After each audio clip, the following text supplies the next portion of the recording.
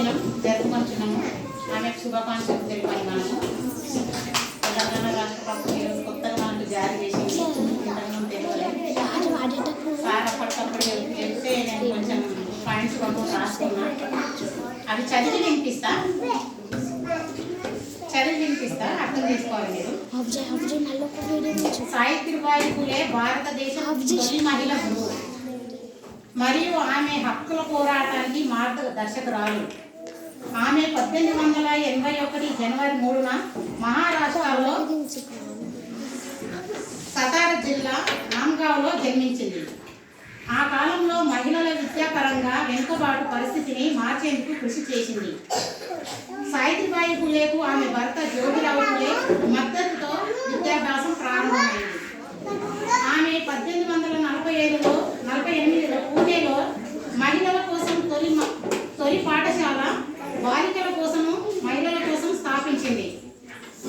కుల వ్యవస్థకు వ్యతిరేకంగా స్త్రీల స్వతంత్రతకు ఆమె కృషి చేశారు.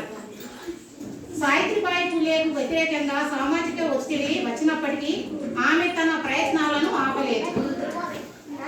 మహిళా విద్య డాక్టర్ అయిన మహిళల పెరుగుదల కోసం ఆమె మార్గదర్శకురాలుగా నిలిచింది. అనుమానాలను ఎదుర్కొంటూ ఆమె మహిళల కోసం అనేక పాఠశాలను స్థాపించింది. ఆమె స్త్రీ శిక్షణకు మరియు స్త్రీల ఆర్థిక స్వతంత్రతకు ప్రాధాన్యం ఇచ్చారు. పేద ప్రజల కోసం అనేక సామాజిక సేవ కార్యక్రమాలను నిర్వహించారు. ఆమె 1897లో ప్లేగు బాధితులను రక్షించే క్రమంలో మరణించారు.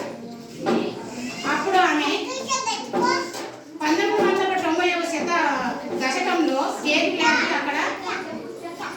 వ్యాధి స్టార్ట్ అయిందన్నమాట అక్కడ పిల్లలకు.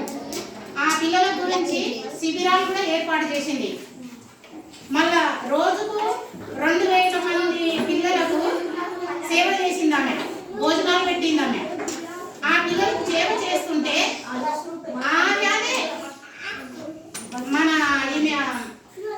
సావిత్రిబాయికి ఆ వ్యాధి సోకింది.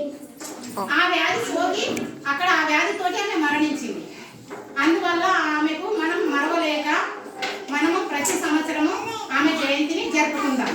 ఇచ్చిన అవకాశము ఇచ్చిన పిల్లల గురించి సార్ గురించి